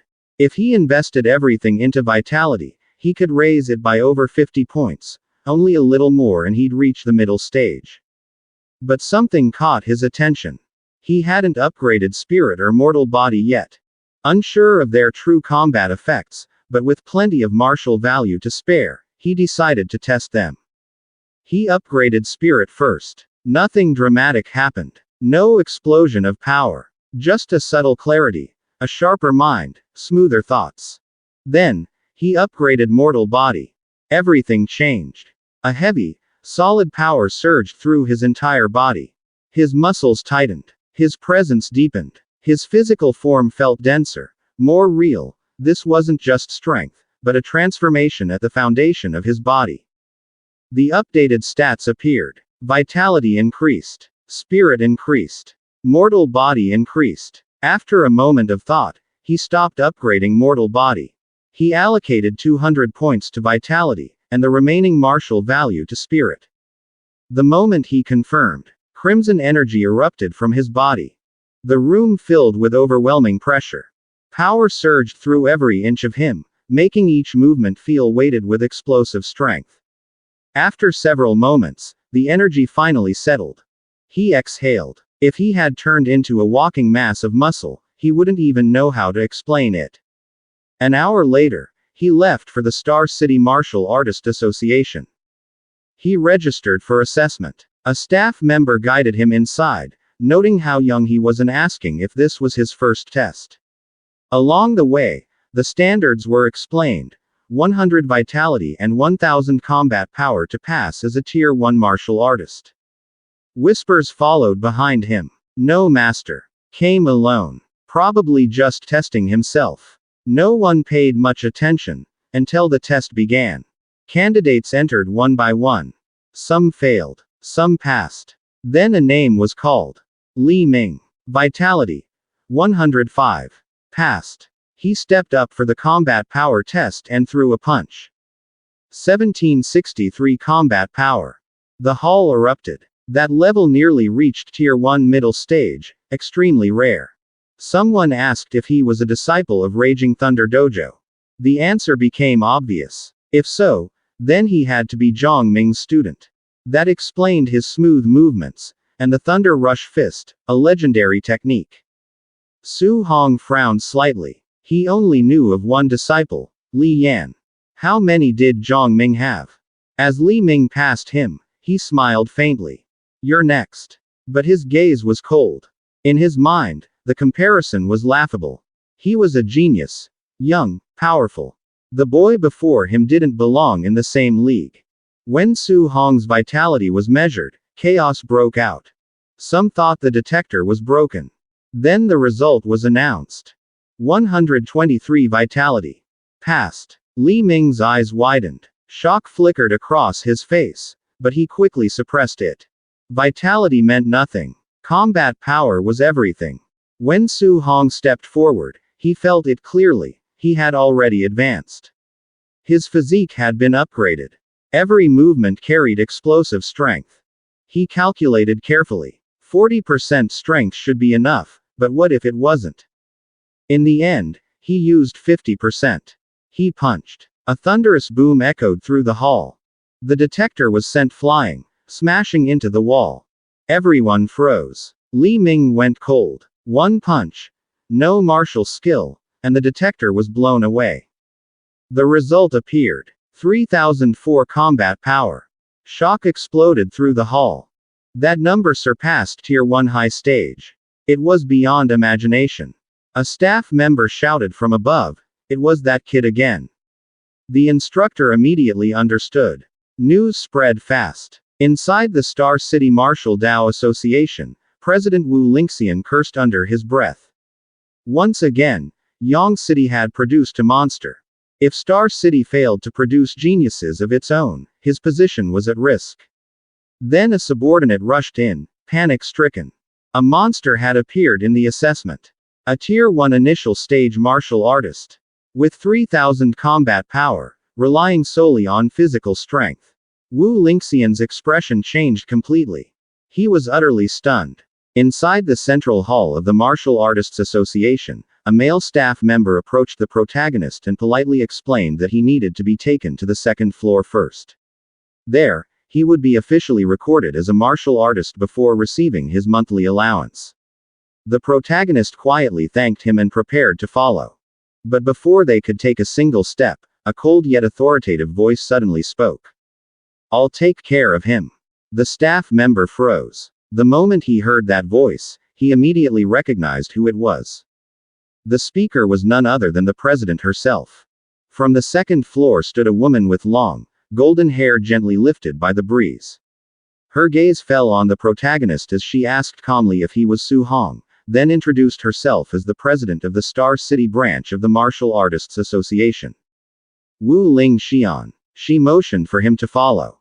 The protagonist simply nodded. Deep down, he hadn't expected the association's president, someone rumored to be a Tier 5 martial artist, to possess such an overwhelming presence. Once inside her office, she asked whether he was a student at Star City No. 1 High School.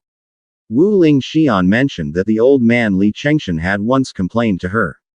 This year, the school had produced only 2 ordinary Tier 1 martial artists. What he didn't know, however, was that a truly extraordinary talent had been hiding there all along. The protagonist grew even more confused about why he had been summoned personally. He explained that he had only come to register, collect his allowance, and receive a guidance technique. Wu Lingxian waved it off calmly. His martial artist ID and monthly allowance had already been processed downstairs. As for the guidance technique, she would teach it to him herself. Standing in front of him, she asked how deep his understanding of guidance techniques was.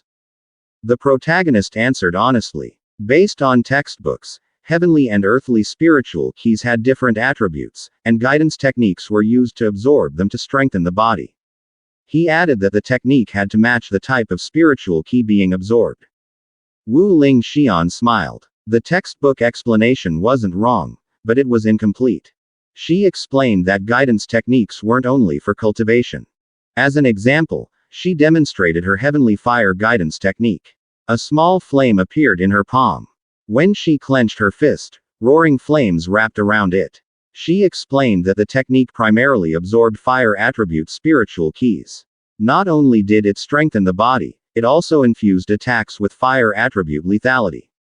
Once the attribute could be released externally, attack range increased as well. With a swift wave of her hand, she unleashed a powerful stream of flames forward. She then added that for most martial artists, merely leaving a faint trace of attribute power in an attack was already considered outstanding. The protagonist was stunned. He had always believed guidance techniques were only for absorbing spiritual keys. The textbooks never mentioned that they could be used directly in combat. Wu Lingxian continued, explaining that heavenly and earthly spiritual keys possessed 7 attributes: mental, wood, water, fire, earth, lightning, and wind. Each differed in strength. Lightning ranked highest in raw offensive power, followed by mental, then fire. However, which guidance technique one could cultivate depended entirely on compatibility. She then picked up a red crystal from her desk. That was when the protagonist realized, guidance techniques couldn't be chosen freely. Holding the crystal, Wu Lingxian explained that it was used to measure compatibility. The brighter the crystal glowed, the higher the compatibility. Most martial artists ranged between 20% and 30%. She herself had around 80%, already considered extremely high. She expected a genius like him to exceed 90%. When the protagonist took the crystal, he thought to himself that if someone like her, who reached Tier 5 at a young age, only had 80%, then reaching 70% would already be an achievement. But the next moment, the crystal burst into brilliant red light. Wu Ling Xian's eyes widened as the entire crystal nearly filled with light, illuminating the office. She could hardly believe it. 100% fire attribute compatibility. She immediately explained what it meant. He could absorb the entire fire attribute spiritual key with zero waste. By comparison, her 80% compatibility meant losing 20% every time she absorbed energy. And yet, she was still a Tier 5 martial artist and president of the association. That meant his potential would far surpass hers. She never imagined that a small city like Star City could produce a talent rivaling the geniuses of the imperial capital, Magic City. As the protagonist stared at the crystal, a new thought surfaced. Fire was powerful, but he preferred lightning. At that instant, the crystal shone again, this time with a dazzling golden glow. Both of them froze. After a moment, the protagonist said quietly that his lightning attribute compatibility also seemed to be 100%. Wu Ling Xian couldn't speak. Her eyes nearly went blank. Dual attributes, fire and lightning, both at full compatibility. She wondered what kind of monster stood before her. But it wasn't over. Wind attribute appeared next, also perfect. One by one, the results came in. All 7 attributes. All at 100%. Wu Ling Xian slowly sank into her chair, shock written across her face. She remembered a time when she herself had been considered a top-tier genius. Becoming a Tier 5 martial artist at 30 was already extremely rare. Yet compared to an existence that defied all logic, she realized she was merely ordinary. To face a being beyond logic, only another being beyond logic could stand against it. For the protagonist, 7 perfect attributes were both a blessing and a burden. Choosing only lightning and abandoning the rest felt like an unbearable waste. So he requested copies of the guidance techniques for all 7 attributes. Wu Ling Xian was stunned. After a moment, she warned him seriously. Human energy was limited. Even with immense talent, focusing on 1 or 2 attributes was far wiser. She recalled someone who once attempted to cultivate all 7 techniques at once. After decades, he remained stuck at Tier 1. But the protagonist was firm. He wasn't ready to choose yet. He wanted to try everything first. With no other choice, Wu Ling Xian agreed, while warning him not to squander such rare talent. She then mentioned the upcoming monthly school exam. Tensions at the All-Heaven battlefield were rising, and a massive war between the 10,000 races and humanity could erupt at any moment. Because of this, nations were investing heavily in a genius training camp. She wanted to recommend him. If he took first place in the school exam, he would qualify automatically. Hearing about the 10,000 races war, memories surfaced, more than a decade ago, when he lost all his relatives except his uncle and aunt. His resolve hardened. He would grow stronger. He would never allow such tragedy to happen again. When he returned home, he happily told his uncle and aunt that he was now an official martial artist. They were overwhelmed with joy, nearly in tears. He explained that a Tier 1 martial artist received a 10,000 monthly allowance, meaning his uncle no longer had to work himself to exhaustion. They called him the pillar of the family. The protagonist took a deep breath. From now on, they were safe. At midnight, he tested the guidance technique. Sitting quietly, he circulated his energy. His eyes faintly glowed. He punched the air, and a small flicker appeared around his fist. But instead of flames, only smoke emerged. He frowned. Was this the basic level? Why did it feel so weak? Then a notification appeared.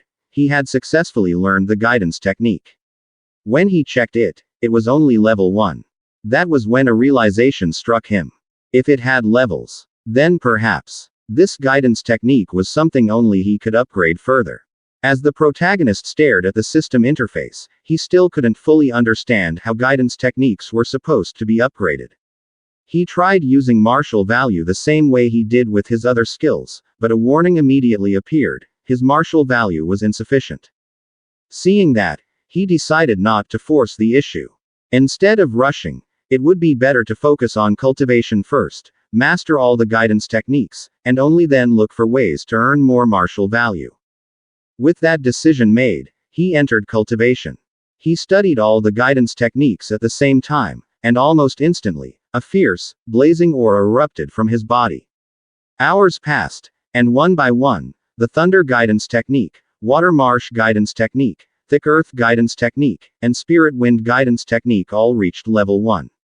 Inside his body, 7 different forms of spiritual keys now coexisted. However, it was immediately obvious that they rejected one another. At that moment, he finally understood what President Wu had once said. There were geniuses in the past who had cultivated 7 techniques at once, yet remained stuck at tier 1 for decades. As the violent energy burned through him, pain surged across his body. Veins bulged beneath his skin, and sweat poured down his face. Although all 7 attributes existed within him, he could only activate one at a time. The moment he tried to draw on a second attribute, the two clashed violently, canceling each other out until they dissipated completely. A blazing red flame burst forth from his palm, but only for an instant before it exploded and vanished. When he focused again, lightning-based energy surged out instead. He frowned. Lightning and fire were naturally similar attributes. Was it really impossible to fuse them? He tried again. The energy detonated once more and disappeared. He cursed under his breath, but he didn't give up. Again and again, he repeated the process. Time slipped by until dawn approached. His breathing grew heavy, his body drenched in sweat, his hands trembling from exhaustion. Yet he continued. Lightning surged out once more. This time, he forcefully guided the flames to merge with it. Energy erupted outward in a violent wave as he shouted and held on with everything he had.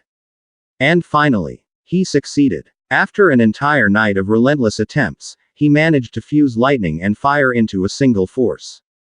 Without wasting any time, he decided to test its power in real conditions and immediately headed out. The scene shifted to the Star City Martial Arts Square. This time, he deliberately chose a Tier 3 combat power tester, unwilling to repeat the incident where he had destroyed a machine before. In the past, using only 50% of his strength, he had already reached 3,000 combat power. Now, he limited himself to 30%. When he threw his punch, the result shocked him, over 2,300 combat power. By his estimate, it should have been around 1,800, but it had exceeded that by nearly 500. If pure lightning alone could do this, then what about lightning combined with fire? Energy gathered in his palm once more. When he struck again, the tester shook violently. The number surged upward. Over 3,000. He couldn't help smiling as he stared at his hand. With the combined thunder-fire attribute and his physical strength, even at 30% output, he had already surpassed a high-stage Tier 1 martial artist. Yet his vitality was only 123. To him, that level of potential was terrifying. And this was with only 2 attributes. What would happen if he combined all 7? As he watched lightning crackle and flames swirl in his palm, he made a decision. He would return and attempt to fuse 3 attributes next. The scene shifted to the rooftop of his home. After countless intense attempts, he lay there shirtless, staring at the sky. Reviewing the system interface, he realized just how difficult it was to merge 3 attributes, several times harder than combining 2. No matter how many times he adjusted and experimented, there was no clear progress. That was when it hit him. Perhaps the issue wasn't his control, but the level of his guidance techniques. He checked the interface again. All of them were still stuck at level 1. But the monthly exam was already the next day. For now, he needed to gather more martial value. The next morning, Star City No. 1 High School was packed with students. The principal announced that today's exam would be different. Due to rising tensions on the front lines, an annual training camp would be established to select geniuses for intensive cultivation. The training camp offered overwhelming resources, martial arts manuals, pills, and even grandmasters as instructors. The top 3 students in this exam would earn a spot in Star City's training camp. The students exploded with excitement. It was a genius training camp. Someone even whispered that one of the instructors was a Tier 7 grandmaster, almost unbelievable, especially since the principal himself was only Tier 3. Ambition ignited across the crowd. The protagonist, however, focused on one key detail. Only top 3 would qualify. Simply ranking high wasn't enough. From behind him, a friend approached and shared shocking news. Chen Shan and Li Tu had both broken through to Tier 1. Many students had reached the basic level of Thunder Rush Fist. He had been absent for 10 days, and during that time, breakthroughs had happened one after another. There were even rumors that the principal had arranged special training for gifted students. Chen Shan and Li Tu now both had vitality above 100, and their Thunder Rush attacks had already produced 3 echoes. Chen Shan arrogantly told Li Tu he would prove who the real best was. Li Tu fired back, saying that after he smashed Chen Shan into the ground, he hoped he'd still be so confident. As the principal stepped down from the stage, an instructor approached and asked whether they had found the genius who possessed the 9 Echo Thunder Rush Fist. The principal replied that he had searched everywhere these past few days and believed that person was not a student of number 1 high school. Before they could continue, a group approached. The man at the center spoke mockingly, asking why the principal looked like he'd been abandoned by his wife. It was Zhang Ming. The principal frowned and demanded to know why Zhang Ming was on campus. Zhang Ming casually replied that the quality of students this year didn't look very impressive.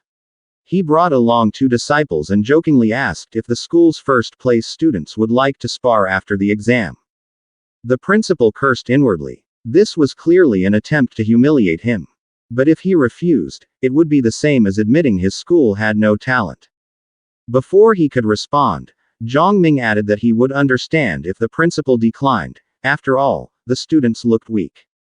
The instructor beside the principal snapped back, asking if Zhang Ming was looking for trouble.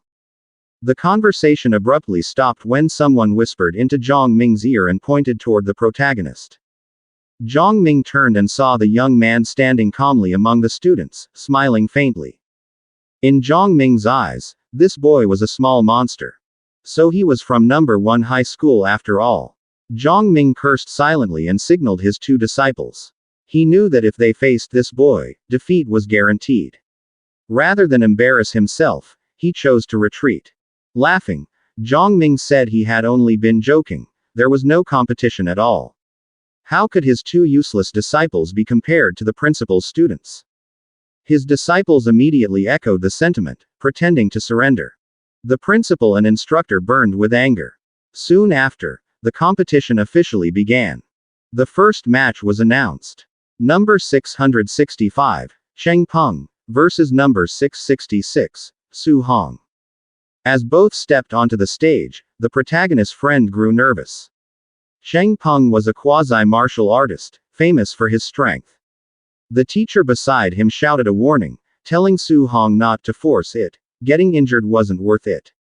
Before the fight began, Cheng Peng smirked and asked whether Su Hong would fall on his own, or be smashed into the ground.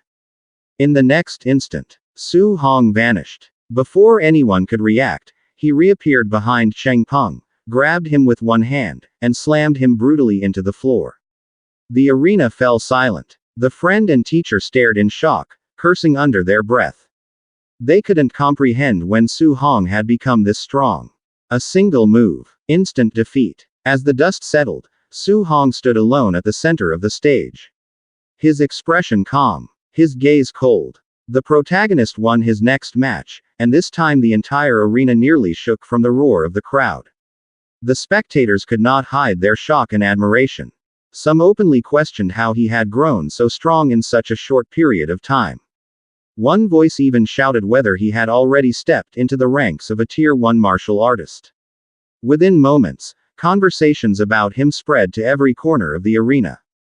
His next fight would be the final. At the side of the stage, the instructor could not help but ask the principal where this student had suddenly come from.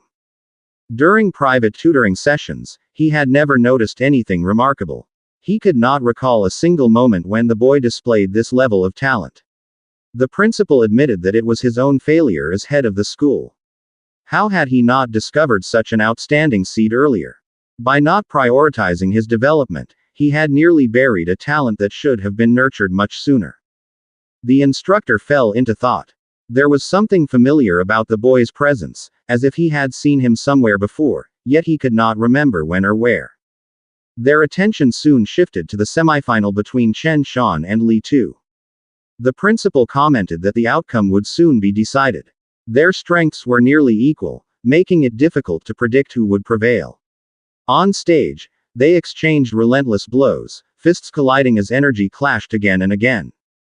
In the middle of the fight, Li Tu shouted that both of them knew the 3 Echo Thunder Rush Fist.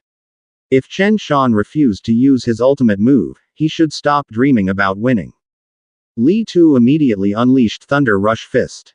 The strike echoed through the air, and Chen Shan met it head-on. At the same time, flames gathered in Chen Shan's other hand as he confidently declared that everyone should watch carefully because he was the true number one of the school. The students watching were stunned.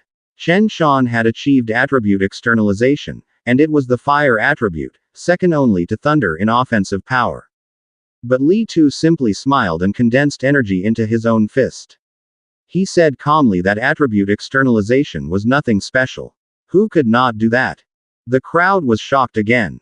Li Tu also displayed attribute externalization, and his was the metal attribute, which held even greater combat power than fire. As he continued pressing forward with consecutive punches, he revealed that he had also mastered the 5 Echo Thunder Rush Fist. Chen Shan's eyes widened in shock, and before he could react, the 5 Echo Thunder Rush Fist struck him directly. 5 heavy echoes rang out before he was knocked to the ground. The principal could not believe that Li Tu had been hiding the 5 Echo Thunder Rush Fist all along. The instructor added that in less than 10 days, Li Tu had not only mastered attribute externalization but had also pushed Thunder Rush Fist to the micro level. His talent was undeniably impressive. The principal quietly remarked that there was no longer any need to watch the final. With a micro-level Thunder Rush Fist and metal attribute, how could the protagonist possibly defeat Li Tu? The instructor felt regret. If only the protagonist had learned a guidance technique and Thunder Rush Fist, he might have stood a chance. At that moment, Zhang Ming suddenly approached and proposed a bet with the principal. He was willing to stake 50,000 on the protagonist becoming champion and asked whether they would join. The principal questioned whether he had lost his mind. Even if the protagonist was strong, he did not possess a guidance technique. What could he rely on? However, the instructor cut in and said that if Zhang Ming personally delivered the money, he would accept the wager. Hours later, the final match was announced. Number 1 Li Tu versus number 666 Su Hong, the protagonist. Before the match began, the protagonist's friend shouted for him to win the championship and not embarrass them. As Li Tu gathered energy into his fist, he said that the protagonist had only been lucky to avoid facing him or Chen Shan earlier, allowing him to slip into the final. The protagonist did not respond. He calmly adjusted his clothes and thought that after hunting countless ferocious beasts, these students felt far too weak. At last, there was someone worthy of fighting. Li Tu arrogantly declared that since the protagonist had reached the final, he could consider himself number 2 in the school. The protagonist asked who number 1 was. Without answering, Li Tu moved immediately. He prepared a powerful attack and stated that he was naturally number 1. One move would be enough to show the difference between them. He unleashed the 5 Echo Thunder Rush Fist. 5 echoes reverberated through the air.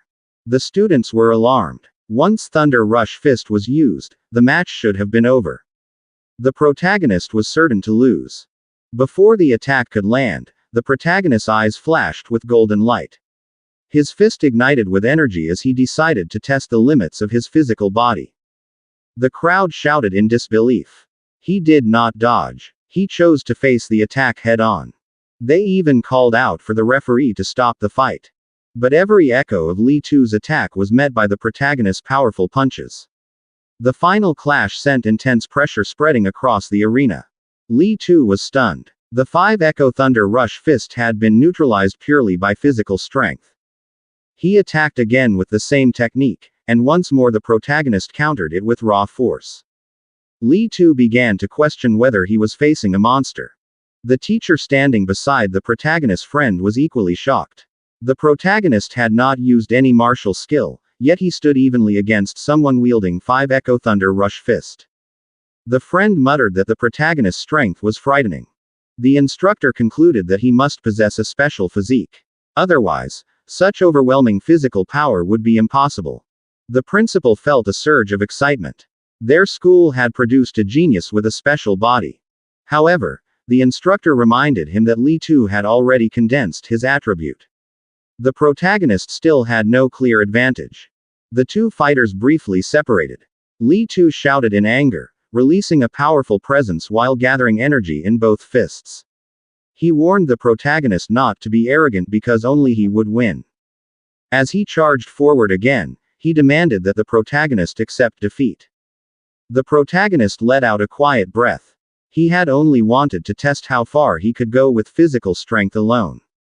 But he decided it was enough. His true power erupted. Golden lightning wrapped around his clenched fist. Since Li Tu had attacked with full force, he would respond with equal respect. He dashed forward, his fist blazing with golden lightning. Li Tu's expression changed instantly. The protagonist had achieved attribute externalization, and it was thunder. The principal and instructor were visibly shocked when they realized not only was it thunder attribute, but the protagonist had also mastered thunder guidance technique. A special physique combined with the most destructive attribute was truly terrifying. Their fists collided. The stage thundered under the impact as pressure spread outward. Li Tu could hardly believe that the protagonist's thunder attribute was even stronger than his own metal attribute. With a faint tone of mockery, the protagonist said that since Li Tu had shown his ultimate move, he would show his as well. Golden light filled his eyes. Lightning surged around his fist. Thunder Rush Fist. 9 consecutive echoes exploded into the air. The attack struck Li Tu's entire body and sent him flying. He turned pale as blood spilled from his mouth. 9 Echo Thunder Rush Fist. How was that even possible? He crashed heavily onto the stage, and the arena fell silent. Moments later, the crowd erupted in deafening cheers. They could not believe that the protagonist had won. They could not believe that 9 Echo Thunder Rush Fist had reached a perfected state. To some, it was God tier. His Thunder Rush Fist was even more ferocious than that of the instructor who taught them. The instructor grabbed the principal's shoulder as realization dawned. This was the genius they had once seen and nearly overlooked. The principal smiled with pride and said that he was not merely a genius. He was a dragon of Star City No. 1 High School. The instructor remarked that once such a monster entered the training camp, the so-called geniuses from powerful backgrounds would face a serious challenge. A creature like this did not belong in a small pond. When wind and clouds gathered, it would become a dragon. The principal declared that in the training camp, the protagonist would rise from the depths and soar into the sky. In the imperial capital of Magic City and even on the battlefield of 10,000 races, that was where a monster of this level would truly shine. When the afternoon faded and the sun finally dipped below the horizon, the protagonist returned home. The sky still carried a faint orange glow, and the neighborhood was quiet. As soon as he stepped inside, he greeted his uncle and aunt and told them he was back. He carefully set his bag on the table before turning to face them. His uncle immediately asked how the monthly exam had gone. There was hope in his voice, though he tried not to sound too anxious. The protagonist gave a small smile and answered in a simple tone that he had placed first. For a moment, his uncle fell silent. Then a proud smile slowly spread across his face. He repeated the words, "First place," several times, as if trying to confirm he had heard correctly. His aunt could not hide her happiness either. His uncle then remembered the training camp that had been mentioned before and asked if this meant he had officially secured a spot. The protagonist nodded. Before their conversation could continue, a loud knock came from the door. All three of them were surprised, and his uncle went to open it. A woman stood outside and introduced herself as Lin Yan's mother, a classmate of the protagonist. She did not waste time. She explained that only the top 3 students could enter the training camp, and her son had ranked 4th. She wanted to discuss whether the protagonist would be willing to give up his slot. In exchange, she offered 30,000. The house grew quiet. No one answered immediately. Seeing their hesitation, the woman continued. She said the training camp was not an ordinary program. The competition was intense. Participants could be seriously injured, and some never returned. The students there used high-grade pills and had access to advanced martial skills. Considering the protagonist's family situation, she suggested it would be wiser for him to step back while he still could. Hearing this, his aunt became visibly worried. She asked him if the training camp was truly that dangerous. He did not respond right away. Instead, his uncle looked at him seriously and asked whether he could take responsibility for his own safety and for this decision. The protagonist answered firmly that he could. The woman was displeased and said the family was placing too much trust in a child's words. His uncle calmly replied that it was the protagonist's decision, and they believed in him. If they could not trust their own family, there would be no reason to trust a stranger. They asked her to leave.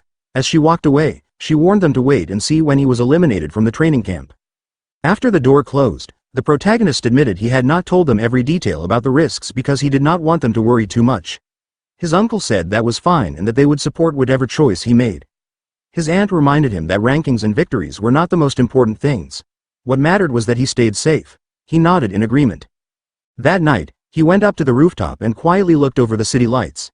Even though his uncle and aunt had said they supported him, he knew they were still worried. If he wanted them to feel at ease, he needed to be better prepared.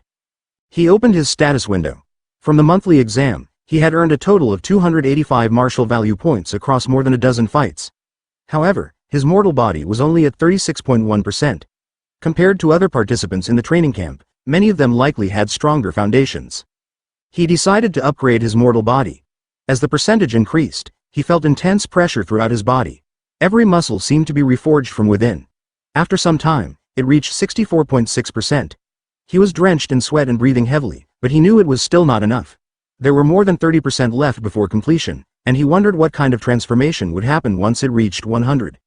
He also noticed that both the Thunder Guidance Technique and the Heavenly Flame Guidance Technique had reached level 2. Since there was still room on his panel, he continued cultivating. In one hand, blazing flames appeared. In the other, crackling lightning. He trained quietly until dawn. When the sun rose, a new notification appeared. Both techniques had advanced to level 3, and his vitality had increased by 3 points. He had not expected such progress from continuous practice alone, and his determination grew even stronger. The next morning, before leaving, his uncle and aunt walked him to the door. His aunt reminded him to be careful and not to force himself beyond his limits. His uncle joked that he should bring home another first place. The protagonist smiled and said goodbye. As he walked away, his aunt noticed her husband's hand trembling slightly. When she asked if he was worried, he quietly replied that he simply did not want the boy to feel his concern. While the protagonist walked down the street, a red car suddenly stopped in front of him. President Wu Lingxian of the Star City Martial Dao Association stepped out and invited him inside. During the drive, the president explained that he only wanted to give a few reminders about the training camp. Some participants were already at Tier 1 high stage and close to Tier 2. A few even possessed B-rank martial skills. The protagonist listened silently. He knew Tier 2 required 200 vitality points, meaning some participants were nearly there. However, he was not too concerned about B-rank skills. With the help of the system space, he believed he could catch up through effort. President Wu Lingxian said that among all the talents he had seen, the protagonist's potential was the strongest. But compared to others, he lacked resources. If he experienced setbacks at the training camp, he should not let them discourage him. One day, he would surpass the rest. The protagonist thanked him and said he understood. The president could see that the boy was fully aware of his shortcomings, yet remained calm and steady. There was no hesitation in his eyes. As the car moved forward, it was clear that his determination would carry him into the next stage of his trials. The scene shifts to the Tianlin mountain range, where a car winds slowly up narrow, twisting roads toward the peaks. Inside sit the protagonist, the school's headmaster, and 2 companions, Chen Shan and Li Tu. The pair is shocked to learn the training camp will be held deep in the range, a place notorious for swarms of fierce beasts. The principal assures them not to worry. A grandmaster leads the camp, so lives are rarely at risk. The protagonist thinks quietly to himself. He knows the range spans dozens of cities, including Star City and Yang City. Not only is spiritual power thick in the air there, but the beasts are far more dangerous than anywhere else. Some are strong enough to match Tier 7 grandmasters. Even low-level Tier 1 beasts on the range's outskirts are deadlier than normal, and most Tier 2 fighters wouldn't dare enter alone. As the car pushes deeper into the forest, pairs of glowing red eyes watch from the shadows. Chen Shan and Li Tu feel a prickling unease, like something is staring at them from the dark. They wonder aloud if a beast might attack at any moment. The protagonist smiles slightly. To him, the competition at camp will likely be as brutal as the mountain's beasts, and instead of being nervous, he feels a rush of excitement. When they reach the campgrounds, dozens of participants are already gathered. As they walk through the crowd, Li Tu notices the powerful presence of several people nearby. But when some of those participants turn to look, their auras dark and menacing, both he and Chen Shan fall silent, their faces full of surprise. The protagonist just smiles and tells them to keep walking. Before they can enter fully, a camp official steps in front of them. Wait until everyone arrives, he says. The entrance assessment starts only when all are here. The protagonist asks about the assessment, but before the official can answer, someone shouts, "The noble clans are here." A line of luxury cars pulls up to the entrance. One by one, fighters from wealthy families step out. A few people cry out when they see Lady Xiao Nan, known across the region for her skill and striking appearance. Next comes Lin Xing of the Lin clan, said to be on the verge of reaching Tier 2 strength. Also present is Wang Tiantu, the city lord's son and nicknamed the Berserker King. He has a 95% affinity for fire and a unique, powerful physique. They walk inside, followed by their personal attendants. The protagonist watches them closely. He suspects these are the top prodigies of Starhaven City, he'd heard about from the president, and he's eager to see how strong they really are. Once everyone is assembled, the official steps forward to explain the rules. The actual training camp lies 18 miles, about 30 kilometers, inside the Iron Peak range. Tokens have been placed inside the bodies of select beasts, only those who retrieve a token will be allowed into the camp. Li Tu leans over to Chen Shan and whispers, "Walking 18 miles in 8 hours sounds easy enough, but this is the Tianline mountain range. The deeper we go, the stronger the beasts get, one wrong step could kill us." The protagonist isn't worried, 8 hours is more than enough time, he thinks. He might even hunt a few extra beasts to earn combat points. A participant calls out, "What if we run into a beast stronger than us?" The official shrugs. "Consider yourself unlucky. Help will come if you're about to die." The crowd erupts in anger, "That's not fair." They shout. The strong might get killed by chance, while weak fighters could pass just by luck. Some agree, especially those who feel they're relying on fortune to make it through. The official glares at them. "This isn't a game," he says sharply. "You've spent over 10 years training," he continues. "But one passing expert could still wipe you out in seconds. When you reach the all-heaven battlefield, will you complain about fairness there too? If you don't want to face high-tier beasts, move carefully. Avoiding danger, preying on the weak, using your strength, or ganging up on fewer opponents, that's how battlefields work." One participant nods in agreement. "If you're scared of dying, just quit now," he says, mocking others.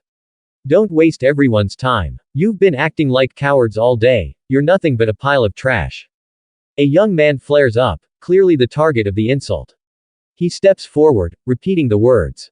The mocker smirks. "Cowardly trash. If you don't believe me, come at me, I'll flatten you like a bug." The official cuts in. "No fighting on campgrounds. But once you're in the mountains, we won't interfere. Steal tokens, beat someone up just because you don't like their face, do whatever you want." The two men lock eyes, tension crackling between them. The protagonist watches and thinks, "This camp is ruthless, they practically encourage fighting. At least half the people here will be eliminated. If I fight these guys, I could earn a lot of combat points." A timer buzzes, and the official claps his hands. Enough arguing. The assessment starts now, move out. At his signal, the crowd sprints into the forest, shouting declarations of determination to pass. A short while later, the two men who'd argued are still chasing each other. The one behind yells, "Come here, you coward. I'll make you roll all the way back to the start." The man ahead shouts back, "If you want to be eliminated early, I'll be happy to oblige."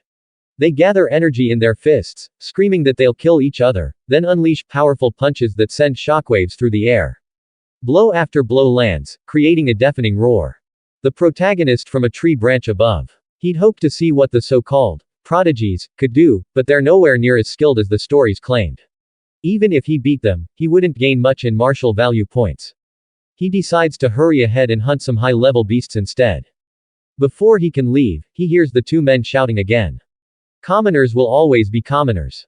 What's the point of working hard when you can't match my family's centuries of power?" The other man snarls back, "Shut up. Don't lump me in with your common trash." The words hit the protagonist hard. He thinks to himself, "I can't let this chance for martial value points slip away." He drops down from the tree and steps between the two fighters. "How about you two fight me instead?" he says. He holds a thick wooden staff in one hand. One of the men stares, then laughs mockingly. Another commoner. "Watch your step, you'll end up just as beaten as he will be." The other asks, what rank are you, anyway? You think you can just butt into our fight? The protagonist shakes his head. You've got it wrong. I mean, what if you two stopped fighting each other and teamed up to take me on? Without hesitation, the first man charges forward, screaming, how dare you look down on me? Are you asking to die? Before he can reach the protagonist, a knee slams into his torso with explosive force. The man cries out in shock and flies backward, slamming into a massive tree trunk. He slumps against it, barely conscious. The second man freezes, stunned. He'd thought his rival was as strong as he was, yet he'd been taken down in one move. When he turns back to the protagonist, his eyes widen at how quickly the fighter moves. The protagonist readies his staff and says calmly, your turn. The man can't speak as the staff swings toward his face. There's a loud crack, and blood and teeth spray from the impact. The man was sent flying, crashing hard against the base of a tree. He landed right next to the other candidate, the one who had been taken down moments earlier by a single, crushing punch. The protagonist stood over them, his gaze cold and indifferent. He warned them quietly that this was the price for their arrogance and for looking down on ordinary cultivators. Back in the observation room, two men were glued to the monitors, rewatching the footage. One of them asked where this young man had come from. He noted that the two candidates had been in the middle of a fierce struggle until the protagonist arrived and dismantled them both in a single, fluid motion. The other observer asked if the two fallen men were officially eliminated. His companion shook his head. Since neither had called for a rescue, they were technically still in the exam. A short while later, the last man to be knocked out finally stirred. As he struggled to his feet, he clutched his swollen cheek in pain. Realizing what had happened, he let out a roar of fury, scanning the area for his attacker. All he found was a discarded wooden club. He cursed under his breath, stung by the humiliation. He had never been shamed like this before and vowed that if he ever saw that person again, he would make them pay.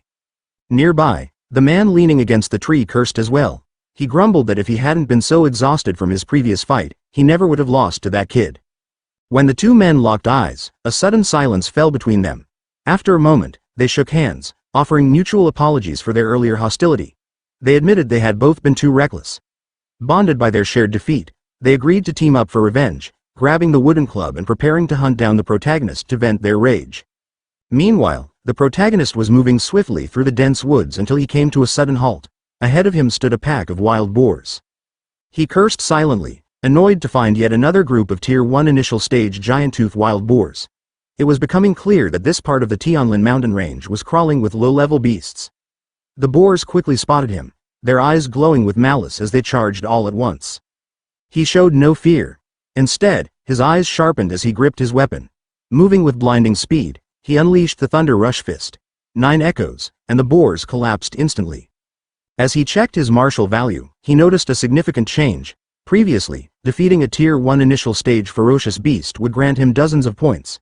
But now that he had leveled up and grown stronger, the points he gained from these creatures were steadily diminishing.